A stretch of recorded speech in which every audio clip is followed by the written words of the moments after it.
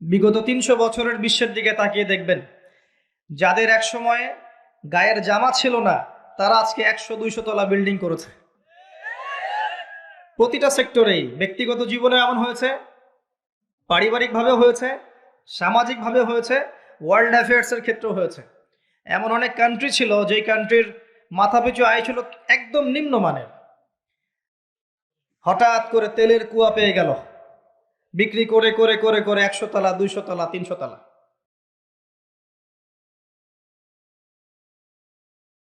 কে কার চেয়ে বেশি বিল্ডিং করবে, ভোগবিলাসী জীবনযাপনে ব্যস্ত হয়ে গেল এবং পশ্চিমাদেরকে বন্ধু বানিয়ে নিল, মুসলিমদের সম্পদ ওদের হাতে তুলে দিল। সব চলছে। কোন সাইনের জন্য অপেক্ষা করছেন? নবীজি বলেছেন সাল্লাল্লাহু আলাইহি ওয়াসাল্লাম, যখন দেখবে মেয়েদের সংখ্যা দিন দিন বাড়বে, ছেলেদের সংখ্যা কমতে থাকবে। যখন দেখবে মেয়েরা ছেলেদের পোশাক পরবে আর ছেলেরা মেয়েদের পোশাক পরবে। যখন মানুষ মাদক দ্রব্যকে হালাল করে নেবে, মানুষ মদ খাবে, নাম রাখবে ভিন্ন, মদের নাম উল্টা রেখে মদ খাবে। মানুষ জেনা করবে, জেনাকে বৈধ মনে করে করবে। এখনকার যে জেনারেশন ফ্রি মিক্সিংয়ে আছে, গার্লফ্রেন্ডের সাথে অ্যাফেয়ার করে, জেনা করে, পর্ন দেখে, পতিতালয়ে যায়, এরা জেনাকে হালালই মনে করে। এদের মধ্যে কেউই মনে করে না যে গার্লফ্রেন্ড বয়ফ্রেন্ডের সম্পর্কটা না যায়, সেটা মনে করে না। এদেরকে শেখানো হয়েছে এটা পবিত্র প্রেম, এদেরকে শেখানো হয়েছে এটা পবিত্র প্রেমের সম্পর্ক। এবং বিভিন্ন মুভিজ দেখে দেখে, গান শুনে শুনে, পর্ন দেখে দেখে, পশ্চিমা সংস্কৃতি এবং অপসংস্কৃতি দেখে দেখে এদের মাইন্ডসেট তেমন হয়ে গেছে, এরা এটাকে হালাল মনে করছে। আজকের টাটকা নিউজ হচ্ছে যে বিগত ৮ দিনে এদেশের মাটিতে ৪১টা শিশুকে ধর্ষণ করা হয়েছে। আমি অনেক দিন আগে বলেছিলাম, যখন ফ্রি মিক্সিং বাড়বে, নারী পুরুষের এই অবাধ মেলামেশা বাড়বে, তখন ধর্ষণ ডে বাই ডে বাড়তে থাকবে, জেনা ডে বাই ডে বাড়তে থাকবে। এবং যত বেশি মেয়েরা বেপর্দায় বাইরে ঘুরবে এবং পুরুষের পোশাক পরে ঘুরবে এবং এমন পোশাক পরে ঘুরবে যেই পোশাক পরেও তারা নগ্ন, তত বেশি ধর্ষণ বাড়বে, আর জেনা বাড়বে, পরকীয়া বাড়বে, ব্যভিচার বাড়বে। এগুলো যখন বাড়বে, বাড়তে বাড়তে এমন একটা পর্যায়ে যাবে যে মানুষ মেয়েদের দিক থেকে আকর্ষণ হারিয়ে ফেলবে, তখন ছেলে ছেলের সাথে জেনা করবে। এটা এখনকার নতুন সমস্যা, পুরো বিশ্ব জুড়ে এই সমস্যা চলছে, ইনক্লুডিং আমাদের কান্ট্রিতে এই সমস্যা চলছে। সমকামীরা এখন অধিকার খুঁজছে, তাদের সংগঠন আছে, তারা অধিকারের আন্দোলন করতে চেষ্টা করছে এবং বিশ্বের মিডিয়াগুলো বুঝাচ্ছে মানুষকে যে এটা হচ্ছে মানুষের ব্যক্তি স্বাধীনতা, বাক স্বাধীনতা। একজন মানুষ চাইলেই একটা ছেলেকেও বিয়ে করতে পারে, চাইলে মেয়েকেও বিয়ে করতে পারে। বলেন নাউজুবিল্লাহ। এদের পরিণতি কি হবে সেটাও শুনে রাখেন। একটা সম্প্রদায় ছিল বিশ্বের বুকে, ইতিহাস কোরআনে আছে, ইতিহাস হিস্ট্রি ডিপার্টমেন্টে নাই। প্রকৃত ইতিহাস আল কোরআনে আছে, যেই ইতিহাস ১০০% সত্য, এখানে মিথ্যা লেশ মাত্র নাই। কোরআনের পাতায় পাতায় বিচরণ করেন, একটা সম্প্রদায় পাবেন, কওমে লূত। লূত আলাইহিস সালামের কওম, সাদুম গোত্র, সাদুম। এখনকার জর্ডান, এই জর্ডানের পাশে একটা সাগর আছে, ডেড সি বা মৃত সাগর। এই সাগরের পাশে এদের কলোনি ছিল। এখানে আল্লাহ রাব্বুল আলামিন লূত আলাইহিস সালামকে নবী হিসেবে পাঠান। লূত আলাইহিস সালাম তাদেরকে দাওয়াত দেন, তাদেরকে বোঝান, তোমরা এমন একটা পাপ করছো যেই পাপ বিশ্বে কখনো কেউ করে নাই। তোমরা মহিলাদের সঙ্গ বাদ দিয়ে ছেলেদের কাছে যাচ্ছ। তিনি এত বড় মনের নবী ছিলেন, যিনি এমনভাবে বলেছেন যে যদি তোমাদের বিয়ে করতে হয়, প্রয়োজনে আমার মেয়েদেরকে বিয়ে করে নাও। হ্যাঁ, উলাইল বানাত ইন কুনতুম ফাইলিন, তোমাদের যদি বিয়ে করতে চাও আমার মেয়েকে বিয়ে করে নাও, তাও পাপ কাজে যেও না। কত বড় মনের নবী হলে কথা বলতে পারেন। উম্মাকে বোঝাচ্ছেন তোমরা সমকামিতায় যেও না, পবিত্র সম্পর্কে থাকো, প্রয়োজনে আমার মেয়েকে বিয়ে করো। চিন্তা করতে পারেন। তার কাছে জিবরাইল আলাইহিস সালাম এবং মিকাইল আলাইহিস সালামকে পাঠানো হলো, শিশু মানে যুবক, ইয়াং যুবকের বেশে, এবং তার কওম বাসায় এসেছে। এসে জিবরাইল এবং মিকাইল আলাইহিস সালামকে অফার করছে। কথা কি বুঝতে পারছেন? লূত আলাইহিস সালাম বলছেন, মেহমানদের সামনে আমাকে ছোট করো না, মেহমানদের সামনে আমাকে অপমান করো না, অপদস্থ করো না। তখন এই কওম বলছে লূত, তুমি খুব ভালো করেই জানো আমরা কি উদ্দেশ্যে এখানে এসেছি। তখন লূত আলাইহিস সালাম বলছেন, আলাইসা মিনকুম রাজুলুন রশিদ, তোমাদের মধ্যে কি একটা ভালো মানুষ আর বাকি নাই? এরপরে আল্লাহ রাব্বুল আলামিন জিবরাইল এবং মিকাইল আলাইহিস সালামের মাধ্যমে এই পুরো কওমটাকে, জমিনটাকে মাটি থেকে তুলে আকাশে নিয়ে গিয়ে, মহাকাশে নিয়ে গিয়ে পাথর বর্ষণ করে সবগুলোকে থ্যাতলা করে একদম উল্টায় দিলেন জর্ডানের উপরে। ওই জায়গাটা একটা সাগর হয়ে গেছে এখন, তার নাম ডেড সি, মৃত সাগর, যেই সাগরে আপনি ডুববেন না, আপনি লাফ দিলে ওই সাগরে ডুববেন না। ওখানে কোনো প্রাণী জন্ম নেয় না, কোনো প্রাণের অস্তিত্ব নেই সেখানে। এমনভাবে আল্লাহ জায়গাটাকে অভিশপ্ত করে দিলেন। এই হচ্ছে কওমে লূতের শাস্তি। আখিরুজ্জামানেও যেই দেশ বা যেই সমাজ বা যেই ব্যক্তি যে পরিবার এই কাজগুলোতে সম্পৃক্ত থাকবে, সমকামিতায়, তাদের সেম পরিণত হবে, এটা দেখে নিয়ে, এর কোনো ডাউট নাই, এটা হবেই। আর শেষ জামানায় যারা সুদের মধ্য দিয়ে আল্লাহ এবং তার রাসূলের সাথে যুদ্ধ করছে, তাদেরও একই পরিণত হবে। এটা সময়ের অপেক্ষা মাত্র। এখন আপনি আর কোন সাইনের জন্য অপেক্ষা করছেন? যখন সমকামিতা দিন দিন বাড়তে থাকবে, এর সাথে আরেকটা সমস্যা বাড়বে, সেটা হচ্ছে চাইল্ড অ্যাবিউজিং বা শিশুদেরকে ধর্ষণ করা। ডে বাই ডে, বিগত 8 দিনে এখানেই 42 জন শিশুকে ধর্ষণ করা হয়েছে, রিপোর্ট, সেকুলার মিডিয়া রিপোর্ট। আমাদের মেয়ে সন্তানদেরকে কার কোলে তুলে দিচ্ছেন? আপনার বাচ্চা সেফ না। কি পরিমাণ মানসিকতা নিচু হয়ে গেছে আমাদের, খেয়াল করে দেখেন। বিয়েকে কঠিন করে দেওয়া হয়েছে, জেনাকে উন্মুক্ত করে দেওয়া হয়েছে, ফ্রি মিক্সিংটাকে উন্মুক্ত করে দেওয়া হয়েছে, এবং এটাকে আমরা অ্যাপ্রিসিয়েট করছি, উৎসাহিত করছি।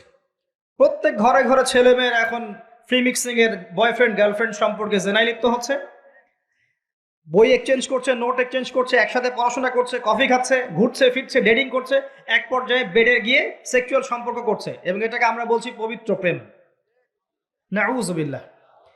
এবং এটা স্কুল লাইফ থেকে শুরু হয়ে কলেজ, বিশ্ববিদ্যালয়, চাকরি ক্ষেত্র, ব্যবসা ক্ষেত্র, প্রতিটা সেক্টরে ছড়িয়ে পড়েছে। ইভেন দেখা যায় পলিটিক্যাল মিছিলের মধ্যেও মেয়ে সামনে, পিছনে ছেলেরা। প্রতিটা সেক্টরে ফ্রি মিক্সিং, এভাবে কাঠামো নষ্ট করে দেওয়া হয়েছে।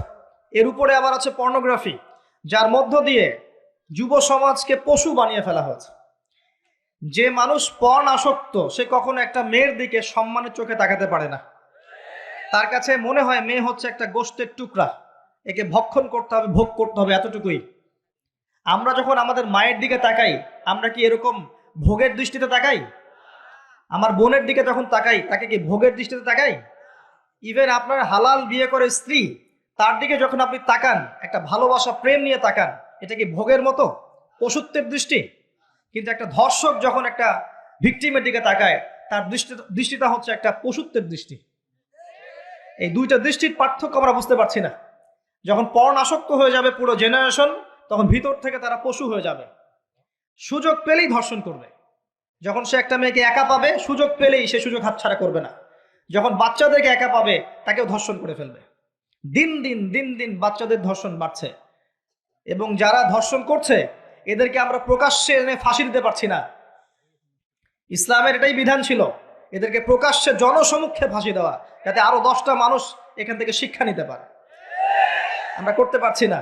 এখানে আইনের দুর্বলতা আছে, তার ফলশ্রুতিতে দেখা যায় মানুষ পার পেয়ে যাচ্ছে, এবং ডে বাই ডে ধর্ষণ বাড়ছে। আপনি কি মনে করছেন আপনার ঘরের মা বোন সেফ? আমার ঘরের মা বোন সেফ? আমার ঘরের কন্যা সন্তান সেফ? আমরা পৃথিবী থেকে চলে যাওয়ার পরে আগামী 10, 20, 30 বছর পর কোন বিশ্বরা ফেস করবে আল্লাহ ভালো জানে। কারো কোনো ফিকির আছে? আমরা পড়ে আছি ছোটখাটো বিষয় ইখতিলাফ নিয়ে, কে কাকে গালি দিব, কে কাকে গীবত করব, কার তহমত দিব, কে কোথায় হাত বাঁধবো, আমিন জোরে বলবো না আস্তে বলবো, মৌলিক সমস্যাগুলো নিয়ে মানুষের মাথা ব্যথা কমে গেছে। এবং আপোষে অভ্যন্তরীণ ইখতিলাফ, বিভক্তি করতে করতে আমরা মুসলিম উম্মাহকে কেটে আজকে টুকরা টুকরা করে ফেলেছি। না আছে কোনো ইউনিটি, না আছে কোনো ঐক্য, না কোনো ইমারা, না কোনো জামাআহ। আমরা বিভক্ত জীবনযাপন করছি, আর সমস্যাগুলো বাড়তেই আছে। কে সলিউশন দিবে? গভর্নমেন্টের একার পক্ষে কি সলিউশন দেওয়া সম্ভব? প্রশাসনের একার পক্ষে সব সমস্যা ডিল করা সম্ভব? যদি আমরা প্রত্যেকে যার যার অবস্থান থেকে সচেতন না হই, দায়িত্ব পালন না করি, তাহলে আমাদের এই পুরো সমাজটা নষ্ট হয়ে যাবে। সমাজ নষ্ট হয়ে গেলে আমরাও ভালো থাকতে পারবো না, আমার ঘরেও সেই বিষ বাষ্প আসবে।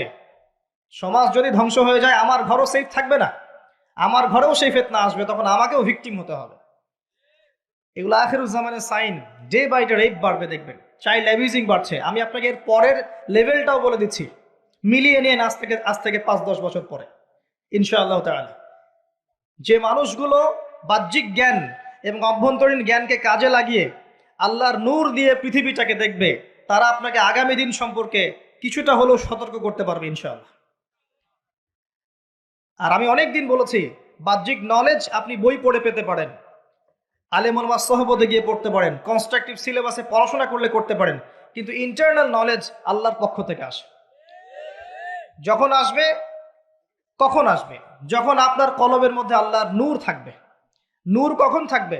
যখন একটা কলব বেশি বেশি আল্লাহ জিকির করে, যখন বেশি বেশি মানুষ কোরআন তেলাওয়াত করে, কোরআন নিয়ে ভাবে, চিন্তা করে, গবেষণা করে, হাদিস নিয়ে ভাবে, ফিকির করে, তাদাব্বুর করে, তাফাক্কুর করে, যখন একটা কলবের মধ্যে হিংসা থাকে না, বিদ্বেষ থাকে না, রিয়া অহংকার থাকে না, লোক দেখানো বিষয় থাকে না, দুনিয়ার প্রেম থাকে না, মোহ থাকে না, তখন কলবের মধ্যে নূর আসে। এই নূর যখন আসবে, তখন আপনি খিজির আলাইহিস সালামের মতো দূর পর্যন্ত দেখতে পারবেন ইনশাআল্লাহ। কেন নৌকা ফুটা করা হয়েছে, কেন এই বাচ্চাকে হত্যা করা হয়েছে, আর কেন দেয়াল নির্মাণ করা হয়েছে, আপনি খিদিরের মতো বুঝতে পারবেন আলাইহিস সালাম, যেটা মূসা আলাইহিস সালাম বুঝতে পারেন নাই। আমার কথা কি ধরতে পারেন? সূরা কাফের মধ্যে এটা আছে না? মূসা আলাইহিস সালামের কাছে বাহ্যিক দৃষ্টি ছিল, আর খিদির আলাইহিস সালামের কাছে বাহ্যিক জ্ঞান, ইন্টারনাল অবজারভেশন দুটোই ছিল। তাই তিনি অনেক দূর পর্যন্ত দেখতে পেরেছেন। আল্লাহ নূর যখন আসবে কলবে, আপনিও দেখতে পারবেন। আগামীতে কি হবে আপনাকে আমি একটু ধারণা দিচ্ছি। আগামীতে ইনশাল্লাহ দেখবেন চাইল্ড অ্যাবিউজিং এর সাথে সাথে মানুষ গবাদি পশুর সাথে জেনা করা শুরু করবে। আল্লাহর খুব ভরসা করে কথাটা বলে যাচ্ছি, মিলিয়ে নিয়েন। একটা দিন বলেছিলাম অনেক দিন আগে, আজকে থেকে 5 থেকে 7 বছর আগে, যে একটা সময় আসবে যখন সমাজের মধ্যে ক্যাশ, কাগজের টাকা বলে কিছু থাকবে না। একটা সোসাইটি আসবে, ক্যাশলেস সোসাইটি, খালি ডিজিট পার করবেন, জাস্ট ডিজিট পাস করবেন, ইলেকট্রনিক মানি, এভরিভার ইলেকট্রনিক মানি। আসবে বিটকয়েন, আসবে ক্রিপ্টোকারেন্সি। সবচেয়ে ডেঞ্জারাস বিষয় হচ্ছে ক্রিপ্টোকারেন্সির, যে ক্রিপ্টোকারেন্সির উপরে গভর্নমেন্টের কোনো নিয়ন্ত্রণ থাকবে না। এটা সবচেয়ে মারাত্মক বিষয়। একটা বড় পরিসরে রাষ্ট্রকে দেউলিয়া বানানো সম্ভব এই পলিসির মধ্য দিয়ে। যারা ইকোনমিক সেকশনে পড়াশোনা করেন, গবেষণা করেন, তাদের কাছে জিজ্ঞাসা করেন। আর তাদের কাছে জিজ্ঞাসা করেন যারা নর্মাল ইকোনমিক্সের সাথে ইসলামিক ইকোনমিক্স জানে, তাদেরকে জিজ্ঞাসা করবেন। একমুখী শিক্ষায় শিক্ষিতদেরকে জিজ্ঞাসা করলে আপনি সলিউশন পাবেন না। বাংলাদেশে সবচেয়ে ভালো বিষয় হচ্ছে, মেবি 2006 বা 2012 বা 14 সালটা আমার ঠিক মনে নাই, এই ক্রিপ্টোকারেন্সির ইউজিংটাকে বাংলাদেশ গভর্নমেন্ট হারাম করেছিল এবং অনেক দূরদর্শিতার পরিচয় দিয়েছেন এখানে। আমি ধন্যবাদ জানি তাদেরকে। যত দিন যাবে এই ফিতনাগুলো বাড়তে থাকবে, মানুষকে লুটে নেওয়া হবে এভাবে। আপনার আমার সম্পদ সুদের মধ্য দিয়ে লুটে নেওয়া হয়েছে, সম্পদ পেপার মানির মধ্য দিয়েও সাক করা হয়েছে। পৃথিবীর একটা অংশ দিন দিন ধনী হয়েছে, আর একটা অংশ ডে বাই ডে প্রপার্টি ডিস্ট্রিবিউশনের মধ্যে চলে গেছে। এগুলো বুঝতে আরো সময় লাগবে, আরো দিন যেতে দেন, 5 বছর 10 বছর যাক, আপনারা নিজেরাই বুঝতে পারবেন ইনশাআল্লাহ তাআলা। বিষয়টা হচ্ছে যে এগুলো ভবিষ্যৎবাণী নয়, এগুলো বর্তমান। যখন মানুষ বাহ্যিক এবং অভ্যন্তরীণ জ্ঞান রাখবে না, তার কাছে বর্তমানের ঘটনাকে ভবিষ্যৎ মনে হবে। বর্তমান সম্পর্কে মানুষ যখন ওয়াকেফাল থাকবে না, গাফেল থাকবে, যে বিশ্বে কি হচ্ছে, কি চলছে, জিওপলিটিক্সে কি চলছে, মিলিটারি সেকশনে কি চলছে, ইকোনমিক্সে কি চলছে, এই ফিতনাগুলোর মধ্যে, তখন মানুষের কাছে মনে হবে এগুলো হয়তো ভবিষ্যৎবাণী। আসলে এগুলো ভবিষ্যৎবাণী নয়, এগুলো সবই বর্তমান। বর্তমান সম্পর্কে আপনি অজ্ঞ বলেই, বা আপনি জ্ঞান অর্জন করার ফিকির নেই বলেই আপনার কাছে এগুলোকে ভবিষ্যৎবাণী মনে হচ্ছে। আপনি 2 চোখ খোলেন, খিদিরের মতো হন আলাইহিস সালাম, আপনি দেখবেন সবকিছু আপনার কাছে স্পষ্ট হয়ে যাবে ইনশাআল্লাহ। আমরা এমন একটা সময় বাস করছি যেখানে আখিরুজ্জামানের ম্যাক্সিমাম সাইনগুলো দেখা যাচ্ছে। ম্যাক্সিমাম ডে বাই ডে আপনি ধর্ষণের বৃদ্ধি দেখতে পারবেন, ডে বাই ডে আপনি জেনা বাড়বে দেখবেন, মাদকদ্রব্য মানুষ বেশি বেশি খাবে। একটা মানুষ খুঁজে পাবেন না যে ব্যক্তি সুদ থেকে 100% মুক্ত থাকতে পারবে, একটা মানুষও পাবেন না। কিসের দাঁড়ি আর কিসের আবার টুপি আর কিসের জুব্বা, এগুলো বাদ দেন, বাহ্যিক বিষয় বাদ দেন, ইন্টারনালে আসেন। মনে করেন আমি একটা বাসায় ভাড়া থাকি, এখন বাসার মালিক লোন নিয়ে বাড়ি করেছে, আমার মতো আরো 10টা ভাড়াটিয়া আছে, সবার টাকা নিয়ে সে লোন শোধ করছে, পরোক্ষভাবে আমিও সুদ খাচ্ছি, এখানে আমিও সুদের সাথে সম্পৃক্ত আছি। এটা সেই জামানা, যে জামানা সম্পর্কে নবী সাল্লাল্লাহু আলাইহি ওয়াসাল্লাম বলেছিলেন যে ব্যক্তি সুদ থেকে দূরে থাকতে চাইবে আখিরুজ্জামানে তার গায়েও সুদের ছিটাফোঁটা গিয়ে লাগবে, কেউ মুক্ত থাকতে পারবে না। টপ টু বটম দেখবেন সুদি কারবারের সয়লাব। আর কেন রাগ হচ্ছেন আমার সাথে? আল্লাহ রাব্বুল আলামিন পবিত্র কোরআনে বলেছেন, ইয়া আইয়ুহাল্লাযীনা আমানু, আমি আপনাকে আল্লাহর কালামটুকু শোনাতে এসেছি। জোর করে কাউকে কিছু মানানো যায়? এটা ইসলাম শেখায়? ইসলাম তরবারির জোরে কোনো কিছুকে মানতে শেখায়? ইসলাম শুধু দাওয়াত দিতে শেখায়। ফাযাক্কির ইন্নামা আনতা মুযাক্কির, শুধু অনুবাদ করতে চাচ্ছি আল্লাহর কথা। যে কোনো আলেমের কাছে গিয়ে অনুবাদের সত্যতা যাচাই করে নিয়েন। আল্লাহ বলছেন, ইয়া আইয়ুহাল্লাযীনা আমানু, হে মুমিনগণ, ইত্তাকুল্লাহ, তোমরা আল্লাহকে ভয় করো। ওয়া যারু মা বাকিয়া মিনার রিবা, সুদগুলো ছেড়ে দাও, সুদের অবশিষ্ট অংশগুলো ছেড়ে দাও। ইন কুনতুম মুমিনিন, যদি প্রকৃত অর্থে মুমিন হয়ে থাকো। ওয়া ইল্লাম তাফআলু, যদি তোমরা এই কাজটা না করো, অর্থাৎ সুদ না ছেড়ে দাও। ওয়া ইল্লাম তাফআলু, যদি তোমরা সুদ না ছাড়ো। কে বলছেন? ফাযানু বিহারবিন মিনাল্লাহি ওয়া রাসূলিহি, তাহলে আল্লাহ এবং তার রাসূলের সাথে যুদ্ধের ঘোষণা শুনে রাখো। Path is yours, the road is yours, রাস্তা আপনার, পথ আপনার। চুজ ইউর পাথ, আপনি আপনার রাস্তা সিলেক্ট করেন। আপনি আল্লাহর সাথে যুদ্ধ করবেন, তার নবীর সাথে যুদ্ধ করবেন, নাকি এগুলো ছেড়ে দিয়ে আল্লাহওয়ালা হবেন? আপনার সিদ্ধান্ত। কে আপনাকে বাধ্য করবে? কেউ নেই বাধ্য করার, কেউ বাধ্য করবেন আপনাকে।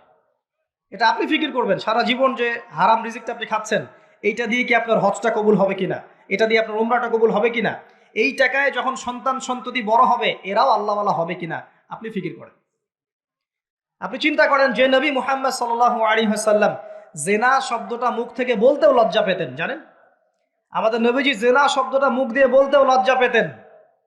একজন সাহাবী এসেছেন, এসে বলেছেন যে আমি অন্যায় করেছি ইয়া রাসূলুল্লাহ, আমি অন্যায় করেছি ইয়া রাসূলুল্লাহ, আমাকে পবিত্র করুন। দুনিয়াতে আমাকে শাস্তি দিয়ে দিন, পরকালে আমাকে কোনো শাস্তি দিয়েন না।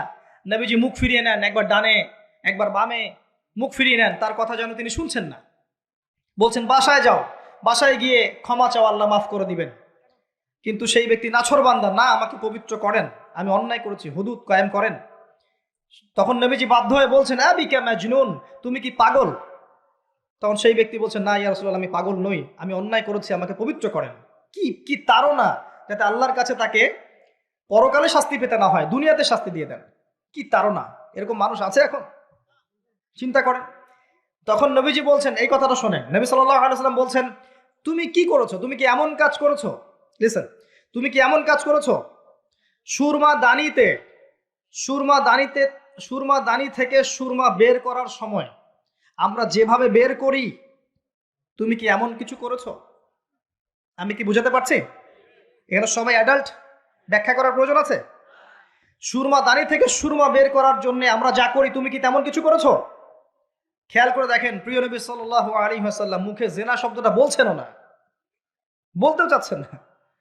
তো উচ্চ মানের ভদ্র মানুষ, সুবহানাল্লাহ সাল্লাল্লাহু আলাইহি ওয়াসাল্লাম। সেই নবীর একটা কথা আপনাকে শোনাই। সেই নবীজি বলেছেন সহিহ বুখারীর হাদিসে যে সুদের পাপের ৭৩টা শাখা আছে, যার সবচেয়ে নিম্ন শাখা নিজের মায়ের সাথে জেনা করা। আমি কিভাবে আপনাকে বুঝাবো যে এটা তিনি কত বড় পাপ বলেছেন? কাদের জন্যে? স্ত্রীর জন্যে? স্ত্রীর জন্য খাচ্ছেন, সন্তানের জন্য খাচ্ছেন, পরবর্তী প্রজন্ম মানুষ করার জন্যে, বা দুনিয়ার স্বার্থে? বিশ্বাস করেন, ওয়াল্লাহি আল্লাহর কসম করে বলছি, বিশ্বাস করেন, আপনার ইন্তেকালের পরে 40 দিন সময় লাগবে না এদের আপনাকে ভুলে যেতে। ওয়াল্লাহি আল্লাহর কসম করে বলছি, এই মানুষগুলোর কেউই আপনার প্রকৃত অর্থে আপন নন। আপনার অবস্থানকে তারা ভালোবাসে, আপনাকে তারা ভালোবাসে না। আপনাকে শুধু আপনার রব আল্লাহ ভালোবাসেন। আপনি তার উপর তাওয়াক্কুল করে হারাম ছেড়ে দেন, আপনাকে আল্লাহ পাক বেহিসাব রিজিক দেবে ইনশাআল্লাহ, ইনশাআল্লাহ তাআলা। মানুষ মানুষের অবস্থানকে মূল্যায়ন করে, আপনার পরে তারা আপনাকে মনে রাখবে না। আপনি আমি যদি আজকে পৃথিবীতে নাও থাকতাম, আজকে যদি আমরা পৃথিবীতে নাও থাকতাম, পৃথিবীর ঘূর্ণন কমে যেত না। পৃথিবী ঘুরতই, রাত হতো, দিন আসতই, আমাদের স্ত্রী সন্তানরা বেঁচে থাকতো, মা বোনরা বেঁচে থাকতো, সবাই যার যার জায়গায় ঠিকই থাকতো, আমরাই থাকতাম না। এটাই বাস্তবতা, এটাই দুনিয়ার নির্মম বাস্তবতা। তাহলে এই দুনিয়ার সংক্ষিপ্ত জীবনে কাদের কথা চিন্তা করে আপনি আল্লাহর অবাধ্যতা করছেন? কাদের কথা চিন্তা করে? স্ত্রী সন্তান পরিবার পরিজন ছেড়ে দেন, আল্লাহর ওয়াস্তে হারাম ছেড়ে দেন, হালালে চলে আসে। আমরা ইসলাম নিয়ে অনেক বড় বড় কথা বলি, কিন্তু সবচেয়ে বড় কথাটা হচ্ছে এই আয়াতটা, যেটা আমি তেলাওয়াত করতে যাচ্ছি। ইয়া আইয়ুহাল্লাযীনা আমানু, হে মুমিনগণ, আলাইকুম আনফুসাকুম, তোমরা নিজের আগে নিজেদের নফসটাকে ঠিক করো। নিজেরা ভালো হও, পরের দিকে আঙ্গুল পরে উঠাও। নিজেরা ঠিক হও। নিজে আগে জ্ঞান অর্জন করি, নিজে আগে আমল করি, নিজে আগে হালাল খাই, নিজে পরিবার ঠিক করি, নিজে আমি দ্বীন ইসলামের জন্য ক্ষুদ্র পরিসরে কিছু করার চেষ্টা করি, অন্যের ভুলের দিকে আঙ্গুল পরে উঠাই। দেখবেন ইনশাআল্লাহ প্রত্যেকে যদি নিজের ফিকির করি, আস্তে আস্তে সমাজ ঠিক হয়ে যাবে ইনশাআল্লাহ।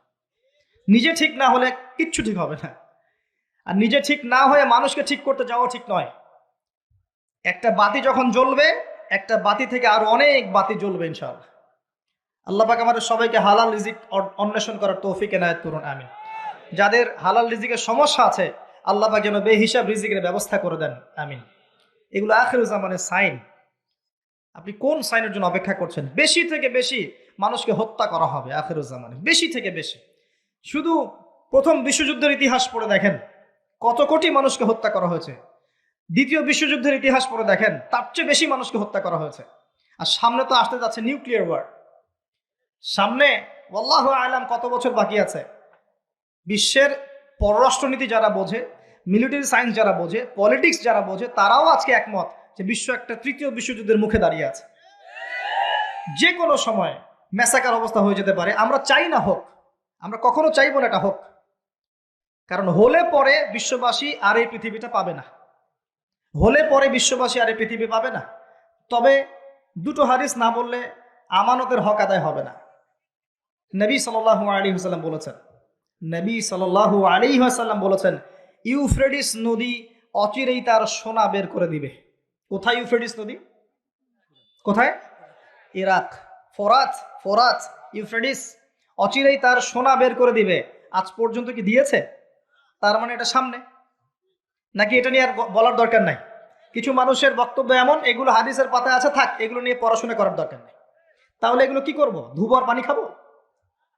পানিতে ভিজাবো আর পানি খাবো? ইউফ্রেটিস তার স্বর্ণের পাহাড় বের করে দিবে। নবী সাল্লাল্লাহু আলাইহি ওয়াসাল্লাম বলছেন, এই সোনাকে কেন্দ্র করে ৮০টা দেশ একত্রে যুদ্ধ লিপ্ত হবে। কতটা দেশ? ৮০টা দেশ, ৮০টা ফ্ল্যাগ, ৮০টা পতাকা বলেছেন। পতাকা এখন কোথায় দেখতে পারবেন আপনি? ৮০টা আলাদা আলাদা রাষ্ট্র। নবীজি বলেছেন, এখানে প্রত্যেক ১০০ জনের মধ্যে, এই যুদ্ধে যারা অংশ নেবে তাদের প্রতি ১০০ জনের মধ্যে ৯৯ জন মানুষ মারা যাবে। বিশ্ব কি এমন কোন যুদ্ধ এখনো দেখেছে যেখানে 99% মানুষ মারা গেছে? আর আপনাকে এটা বোঝার জন্য পিএইচডি করতে হবে না যে ঢাল তলোয়ারের যুদ্ধ হলে বা AK-47 এর যুদ্ধ হলে কখনো কি 99% মানুষ মারা যাবে? নিঃসন্দেহে এমন কোন অস্ত্র সেখানে থাকতে হবে যেটা পড়লে ম্যাসাকার হয়ে যাবে, যেটাকে আমরা বলি থার্মোনিউক্লিয়ার ওয়েপন্স অথবা নিউক্লিয়ার ওয়েপন্স। এমন কিছু থাকতে পারে। আর বিশ্বের এখন পরাশক্তিগুলোর হাতে এগুলো আছে। যদি একজন ছুড়ে দেয়, অন্য পরাশক্তি কি বসে থাকবে? সুবহানাল্লাহ। আর মাহফিলের মধ্যে অনেক ডিটেলস ওয়ার্ল্ড অ্যাফেয়ার্সের কথা বলা যায় না। এই জন্যে আমি অনেক দিন বলেছি, আমি যতটুকু জানি আমি তার 30-40% কখনো বলতে পারি নাই।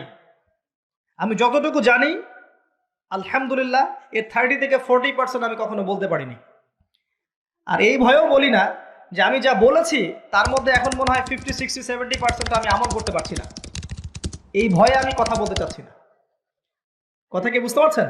মানুষ সেটাই বলবে যা সে আমল করবে। কঠিন একটা সিচুয়েশন। নবী সাল্লাল্লাহু আলাইহি ওয়াসাল্লাম এরকম একটা ভবিষ্যৎবাণী করে গেছে, বেশি থেকে বেশি মানুষ মারা যাবে। এখানেই ৮০টা দেশ একত্রিত হয়ে 99% মানুষ মারা যাবে, কমব্যাটেন্ট যারা ওই যুদ্ধে অংশ নেবে। আর একটা কথা, নবীজি মুসলিমদেরকে বলেছেন তারা যেন এই সোনার ধার কাছেও না যায় এবং এই সোনাকে কেন্দ্র করে এই যুদ্ধে তারা যেন হাত না লাগায়, এদের সাথে জড়িত না হয়। মুসলিম প্রতিটা রাষ্ট্রের এখানে হেদায়েত আছে। মুসলিমরা যেন এদের সাথে যুক্ত না হয়। সিম্পল, মুসলিমরা আলাদা থাকবে, পৃথক। ওরা মারামারি করে মারা যায় জানতে।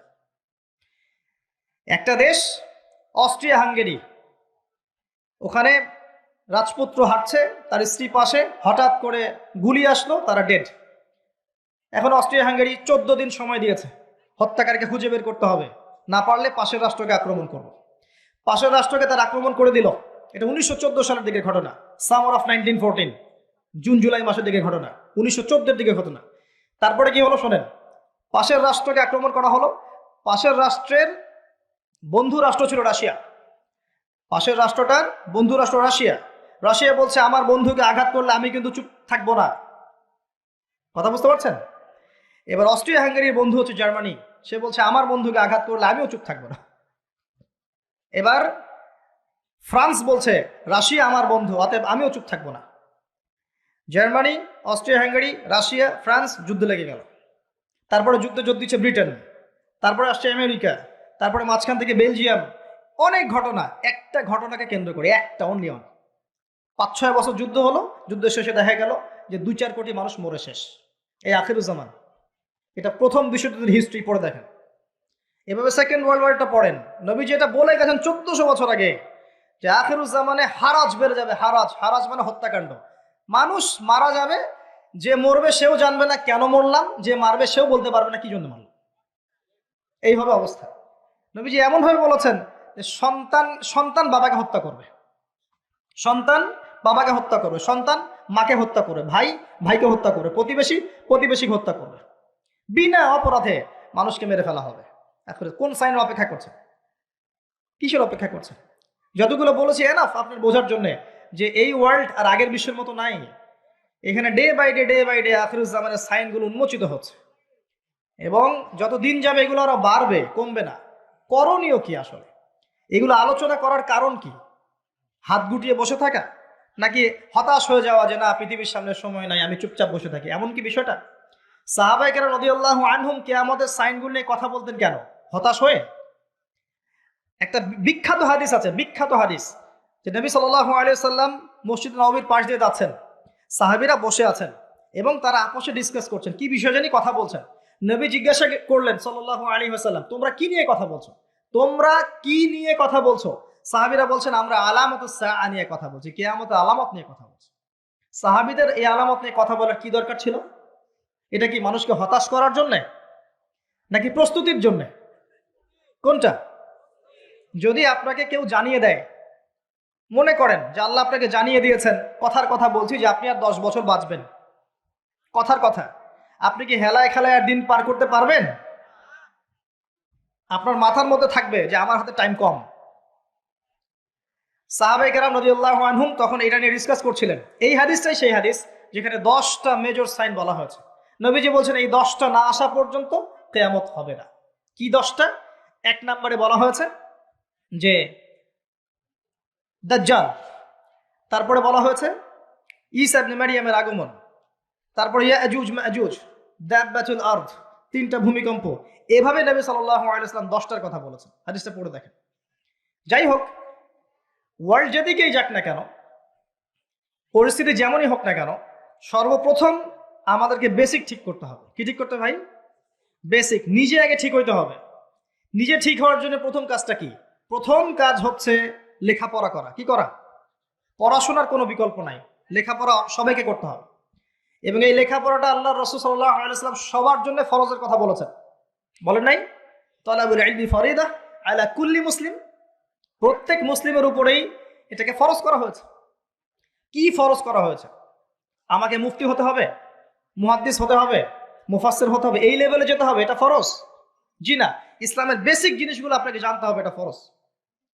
কেন মুসলিম হয়েও জানবে না যে নামাজের আরকান কয়টা, ফরজ ওয়াজিব কি কি, ইমানের পিলার কি কি, আকীদার মূল বিষয়গুলো কি কি, সুন্নত কাকে বলে, বেদাত কাকে বলে, শিরক কাকে বলে, তাওহীদ কাকে বলে, এগুলো মুসলিমরা জানবে না কেন? কেন একজন মুসলিম 30 বছর পড়াশোনা করেও 30টা সূরা মুখস্থ করতে পারবে না? কেন একজন মুসলিম 40 বছর পড়াশোনা করছে 40টা হাদিস মুখস্থ করতে পারছে না? কেন পারবে না?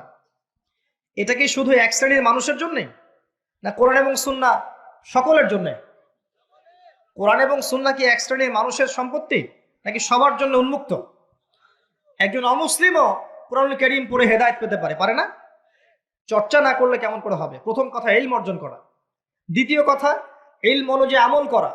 ইলম আছে আমল নাই, এই ইলমের আসলে কোনো দাম নাই। কথা মনে রাখবেন, ইলম আছে আমল নাই, এই ইলমের আসলে কোনো দাম নাই। আরেকটা কথা হচ্ছে ইলম আছে কিন্তু ইলমের অহংকার আছে, এটারও কোনো দাম নাই। ইলম আছে, ইলমের অহংকার আছে, এই ইলমেরও কোনো দাম নাই। আল্লাহ পাক আমাদেরকে ইলম অর্জন করে অহংকার মুক্ত মন নিয়ে আমল করার তৌফিক দান করুন, আমিন। এর পরের দরকার হালাল রিজিক। হালাল রিজিক নাই, আমল করে লাভ নাই। যত আমল করেন সব ইন ভেইন, নষ্ট হয়ে যাবে। যত আমল করেন নষ্ট হয়ে যাবে, পরিবেশটা নষ্ট করেন না। যত আমল করবেন নষ্ট হয়ে যাবে যদি রিজিকটা হালাল না থাকে। এখন একটু অনেস্টলি বলি, আমরা কার কার পরিবারে হালাল রিজিক আছে? কত পার্সেন্ট মানুষের পরিবারে? কতগুলো পরিবার পাবেন সুদহীন, ঘুষহীন, দুর্নীতি করছে না? কতগুলো পরিবার পাবেন? খুবই রেয়ার। যারা ব্যবসা করছে দেখবেন মাপে কম দিচ্ছে।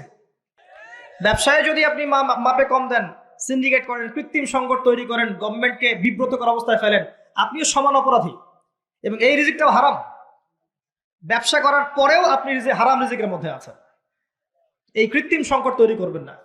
আল্লাহর ওয়াস্তে রমজান মাসে মানুষকে আরো বেশি বেশি খাওয়ান, পণ্যের দাম কমিয়ে দেন, মানুষকে কাপড় দেন, খাদ্য দেন, এতিমের পাশে দাঁড়ান, বিধবার খোঁজ নেন, জাকাতগুলো দিয়ে দেন, সাদাকা বেশি বেশি করেন, কোরআন বেশি বেশি তেলাওয়াত করেন। রমজান মাসে আত্মশুদ্ধির পথে হাঁটেন। কেন আপনি রমজান মাসে দুনিয়ার স্বার্থ চিন্তা করবেন? আল্লাহ পাক বোঝার তৌফিক দান করুন। বেসিক কাজ হচ্ছে আমাদের পারিবারিক আদর্শ ঠিক করতে হবে। এটা কঠিন, কারণ ম্যাক্সিমাম পরিবারের লোকজন কথা শোনে না। দেখবেন আপনি ইমানদার, ইমানের পথে চলছেন, পরিবারের লোকজন কথা শুনবে না, এমনটা হতে পারে। এবং এটা সুন্নাহ। নূহ আলাইহিস সালামের জীবনে দেখেন একই সুন্নাহ। লূত আলাইহিস সালামের স্ত্রী ঈমান আনে নাই, নূহ আলাইহিস সালামের স্ত্রী ঈমান আনে নাই, ইব্রাহিম আলাইহিস সালামের বাবা ঈমান আনে নাই, নূহ আলাইহিস সালামের ছেলে ঈমান আনে নাই। কোথায় যাবেন? মুহাম্মদ সাল্লাল্লাহু আলাইহি ওয়াসাল্লামের চাচারা অনেকেই ঈমান আনে নাই। তো আপনজনরা কথা নাও শুনতে পারে, তখন আপনাকে স্বতন্ত্র ইসলামিক পরিবার গড়ে তুলতে হবে। পারা যাবে ইনশাআল্লাহ? হালাল খাবেন, স্বতন্ত্র ইসলামিক আদর্শ পরিবার গড়ে তুলুন। পরিবারের মধ্যে তাওহীদ থাকবে, সুন্নাহ থাকবে, তালিম থাকবে, পর্দা থাকবে, ইসলামী অনুশাসন এবং সংস্কৃতি থাকবে। সারা দুনিয়ায় গোল্লায় যায় যাক, আপনি পরিবারটা ঠিক রাখবেন। পারা যাবে ইনশাআল্লাহ? পরিবারগুলো ঠিক করলে সমাজ ঠিক হবে ইনশাআল্লাহ আজ্জা ওয়া জাল। বেসিক কাজে আসেন। আল্লাহ পাক আমাদেরকে প্রতিভা দেননি, সবাইকে কিছু না কিছু প্রতিভা দিয়েছেন এবং নিয়ামত দিয়েছেন। কাউকে জমি দিয়েছেন, কাউকে টাকা দিয়েছেন, কাউকে বুদ্ধি দিয়েছেন, কাউকে বলার ক্ষমতা দিয়েছেন, কাউকে লিখার ক্ষমতা দিয়েছেন। প্রত্যেকের এই প্রতিভাগুলোকে ইসলামের স্বার্থে ব্যয় করা যায় না? যার যার অবস্থান থেকে দিনের কোনো ফিকির করা যায় না? একটা মসজিদ করেন না, একটা মাদ্রাসা করেন, একটা ভালো স্কুল করেন, একটা ভালো বিশ্ববিদ্যালয় করেন, কলেজ করেন, একটা ইকোনমিক কোনো প্রজেক্ট করেন, কিছু একটা করেন, এতিম প্রজেক্ট করেন, মেয়েদের নিয়ে কোনো প্রজেক্ট করেন, মেয়েদেরকে সেলাই মেশিন দেওয়ার মতো কোনো প্রজেক্ট করেন, বিধবাদের খোঁজ দেন, কিছু একটা করেন, মানবতার কল্যাণে কিছু করেন, যাতে করে ইসলামের সৌন্দর্যটা সবার সামনে প্রস্ফুটিত হয়। পারা যায় না? অল্প অল্প কাজগুলোতে ইসলামের কল্যাণ হয় না? এগুলো একসাথে হলে দিনের খেদমত হবে না? এই দিন এক শ্রেণীর মানুষের সম্পত্তি নয়, আমাদের সবার মহব্বতের জায়গা দিন। আমরা যদি সবাই সবার জায়গা থেকে কাজ করি, ইনশাল্লাহ দেখবেন দেশ এগিয়ে যাবে, জাতি আগাবে, গভর্নমেন্টের জন্য ভালো, উম্মার জন্য ভালো, সবার জন্য ভালো হবে ইনশাআল্লাহ তাআলা। আর যত বেশি আমরা কোরআন এবং সুন্নাহ থেকে দূরে সরে যাব, তত বেশি নৈতিক জায়গা থেকে আমরা সরে আসব, নৈতিকতার অবক্ষয় হবে। আপনি দেখবেন সমাজে ম্যাসাকার অবস্থা সৃষ্টি হবে, সমাজে বেনামাজি লোকের সংখ্যা বাড়বে, সুদখোরের সংখ্যা বাড়বে, ধর্ষক বাড়বে, চোর বাড়বে, ডাকাত বাড়বে, ছিনতাইকারী বাড়বে, জুয়াখোর বাড়বে, লুচ্চা মানুষ বাড়বে, ডে বাই ডে বাড়তে থাকবে। তখন সমাজের কাঠামো আপনি ঠিক করতে পারবেন না। তখন প্রশাসনিক চাপ দিয়ে কিন্তু এদেরকে আপনি সঠিক লাইনে আনতে পারবেন না। মেরে আর পিটিয়ে কয়টা মানুষকে লাইনে আনা যায় যদি আত্মার ভিতরে পরিবর্তন না আনা যায়? আত্মিক পরিবর্তন কে দিবে ইসলাম ছাড়া? আত্মার পরিবর্তন কে দিবে কোরআন এবং সুন্নাহ ছাড়া? এগুলোর মধ্য দিয়ে মানুষের আত্মাটাকে পরিবর্তন করা সম্ভব। ইনশাল্লাহ দেখবেন সমস্যাগুলো সলভ হয়ে যাবে। যদি আমরা এই দায়িত্ব পালন করতে না পারি, যদি আমরা এই দায়িত্ব পালন করতে ব্যর্থ হই, আল্লাহ পাকের একটা সুন্নাহ আছে, সুন্নাহটা হচ্ছে নাসুল্লাহ ফানাসিয়াহুম। তারা আল্লাহকে ভুলে গিয়েছিল, আল্লাহ তাদেরকে ভুলে যাবেন। এটা আবাবিল পাখি পাঠানোর যুগ নয়, এটা আবরাহার যুগ নয় যে আসমান থেকে পাথর বর্ষণ করে জুলুমের এগেইনস্টে প্রতিবাদ করা হবে, এমনটা নয়। এখন এটা কোন যুগ? এটা এই যুগ। ইন তানসুরুল্লাহ ইয়ানসুরকুম, তোমরা আল্লাহর দ্বীনকে সাহায্য করো, আল্লাহ তোমাদেরকে সাহায্য করবে ইনশাআল্লাহ। ওয়া ইউসাব্বিত আকদামাকুম, আল্লাহ তোমাদের পাকে দৃঢ় রাখবেন ইনশাআল্লাহ। এটা সেই যুগ। কোন যুগ? ইন্নাল্লাহা লা ইউগাইয়িরু মা বিকওমিন হাত্তা ইউগাইয়িরু মা বিআনফুসিহিম। আল্লাহ পাক কোন কওমের অবস্থা ততক্ষণ পরিবর্তন করেন না যতক্ষণ নিজেরা নিজেদের অবস্থা পরিবর্তনের চেষ্টা না করে।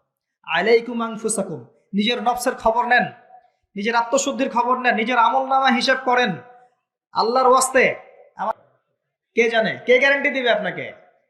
আজকে থেকে 2 বছর আগে ওই ইউক্রেনও ভেবেছিল যে আমরা ভালো থাকবো, কিন্তু আল্লাহ পাকের পরিকল্পনা ভিন্ন। এখন যারা মনে করছে আমরা খুব ভালো আছি, দেখবেন আগামী দিনগুলোতে ওরাও ভালো থাকবে না ইনশাআল্লাহ তাআলা। যতদিন যাবে এগুলো বাড়তে থাকবে। রমজানকে কাজে লাগান প্রিয় ভাইয়েরা। রমজানে আল্লাহর ওয়াস্তে প্রত্যেক দিন এক পারা করে কোরআন পড়েন, প্রত্যেক মাস পুরো মাসে একবার কোরআন খতম করেন, তারাবির নামাজ পড়েন জামায়াতের সাথে, 5 ওয়াক্ত নামাজ পড়েন, বেশি বেশি দান সাদাকা করেন, বেশি বেশি ইফতার করান, মানুষকে বেশি থেকে বেশি ইফতার করান, কাপড় দেন, খাবার দেন। ওই যে হোটেলগুলো আছে রমজান মাসে খোলা থাকে, পর্দা টাঙানো থাকে, এগুলো এই সংস্কৃতি, পর্দা সংস্কৃতি বাদ দেন। যে জায়গায় পর্দা আনতে হয় সেই জায়গায় নিয়ে আসেন, যেখানে পর্দা দেওয়া লাগে না সেখানে দিয়েন না। পর্দা কোথায় লাগে? পর্দা লাগে নারীর গায়ে, আর আপনি পর্দা ঝুলিয়েছেন হোটেলের মধ্যে যাতে মানুষ গিয়ে খাবার খেতে পারে। এগুলো বয়কট করেন, এগুলোর দরকার নাই। রমজান মাসে বেশি বেশি বাজারে যায় না, মাসের বাজার আগে করে ফেলেন, রমজানটাকে কাজে লাগান, সময়টাকে কাজে লাগান। যদি সম্ভব হয় এই মাসে কোরআনটা পুরোটাকে একটু অর্থসহ পড়ার চেষ্টা করেন। আল্লাহর ওয়াস্তে রাসূল সাল্লাল্লাহু আলাইহি ওয়াসাল্লামের সুন্নাহগুলোর উপর আমল করেন, রমজানটা কাজে লাগান। নবীজি বলেছেন সাল্লাল্লাহু আলাইহি ওয়াসাল্লাম, সেই ব্যক্তি ধ্বংস হোক, লিসেন, সেই ব্যক্তি ধ্বংস হোক যে রমজান মাসকে পেয়েছে কিন্তু তাকে পেয়েও নিজের গুনাহগুলোকে মাফ করাতে পারে নাই। আরেকটা কথা যেটা বলতে চাচ্ছিলাম, নবীজি বলেছেন সাল্লাল্লাহু আলাইহি ওয়াসাল্লাম, যার সামনে আমার নাম উচ্চারিত হয়েছে কিন্তু আমার নাম শুনেও সে সাল্লাল্লাহু আলাইহি ওয়াসাল্লাম দরুদ পড়ে নাই, সে ব্যক্তিও ধ্বংস হয়ে যাক। নবীজি বলেছেন আমিন। অতএব আলোচনা অনেক লম্বা করলে লম্বা হতে থাকবে, কিন্তু মৌলিক কথাগুলো বলতে বেশি সময় লাগে না। সুদীর্ঘ সময়ে সুরেল আওয়াজ করে, জিকিরের নামে ডিজে জিকির করে, মানুষকে হাসি খুশি দিয়ে রং তামাশা করে মাহফিলের সময় নষ্ট করার কোনো মানে হয় না। এক একটা মাহফিল এক একটা দিনের আমানত, এক একজন বক্তা এখানে আমানত নিয়ে বসেছে, আমানতের খেয়ানত করলে আল্লাহ পাক তাদেরকে ধরবেন ইনশাআল্লাহ তাআলা। এক একটা মাহফিল এক একটা নিয়ামত। এত বেশি মাহফিল অন্য কোনো দেশে হয় বলে আমাদের জানা নাই, কিন্তু আমরা মাহফিলের বিষয়গুলোকে নষ্ট করে ফেলছি। এটাকে আমরা সিন্ডিকেট বানাচ্ছি, প্রফেশনাল ভাবে নিচ্ছি, এখানে দুনিয়ার স্বার্থকে আমরা জড়িয়ে ফেলেছি। আল্লাহ পাক আমাদেরকে বোঝার তৌফিক দান করুন। এখানে অনেকেই দেখা যায় অনলি ফর আইওয়াজ শোডাউনের জন্য আসে, অনলি ফর জাস্ট একবার দেখার জন্য, চিড়িয়াখানার প্রাণীর মতো সেলফি তোলার জন্য, ভিডিও করার জন্য, ইউটিউবিং এর জন্য, ডলার কামাই করার জন্য। কি দরকার আছে? প্রয়োজন নাই। লৌকিকতা ছেড়ে দেন, আল্লাহর জন্য, আল্লাহ দিনের জন্য কাজ করে। আমি অনেকদিন বলেছি, দেখেন বহু মানুষ খ্রিস্টান হচ্ছে, বহু মানুষ কাদিয়ানি হচ্ছে, বহু মানুষ শিয়া হচ্ছে। আপনি কি অনলাইনে জানতে পারেন? পারেন না, কারণ তারা এত শোডাউন করে না। আমরা মনে হয় 1 ওয়াক্ত নামাজ পড়লে 10টা ছবি দিয়ে দিই যে আমি আজকে 1 ওয়াক্ত নামাজ পড়েছি।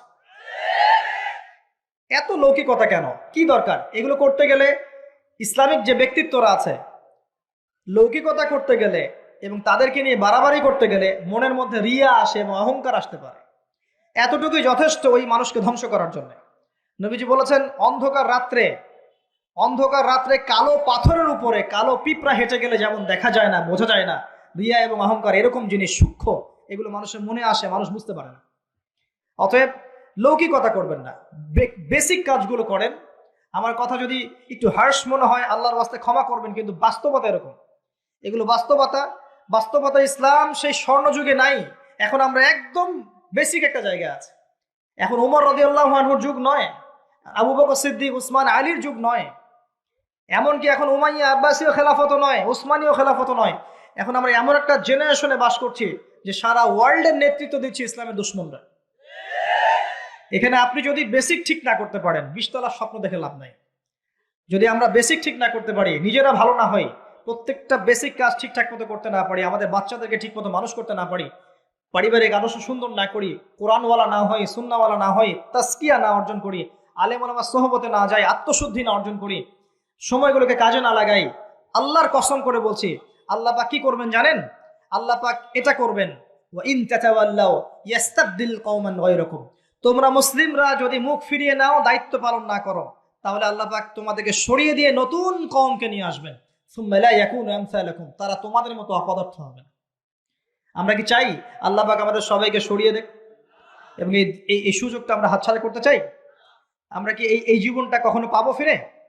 যে এই 60-70, 50, 60, 70, 100 বছরের জীবন আর কখনো ফিরে আসবে? একটা একটা করে দিন রাত বছর চলে যাচ্ছে, আর কখনো ফিরে আসবে? আসবে না। শয়তান 3টা ধোঁকা দিয়ে থাকে।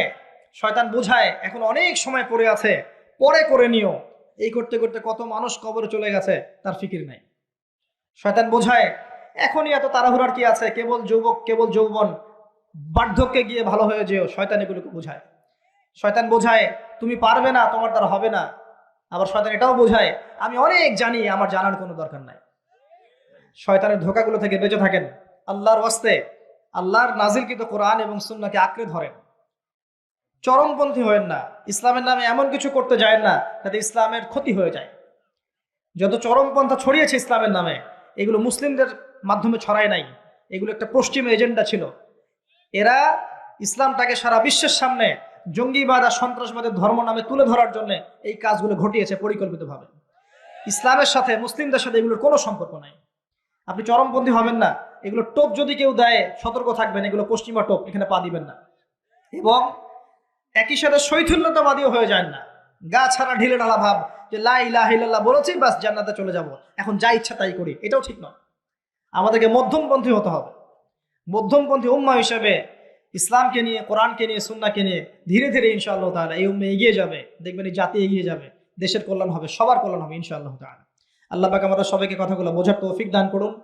আমিন। আকুলু কওলি হাযা আস্তাগফিরুল্লাহ লি ওয়া লাকুম ওয়া লিসাইরিল মুসলিমিন। বারাকাল্লাহু লানা ওয়া লাকুম বিল আয়াতিল হাকীম। ইন্নাহু তাআলা জাওয়াদুন কারীমুন রাউফুর রহিম। আস্তাগফিরুকা ওয়া আতুবু ইলাইক। আসসালামু আলাইকুম ওয়া রাহমাতুল্লাহি ওয়া বারাকাতুহু।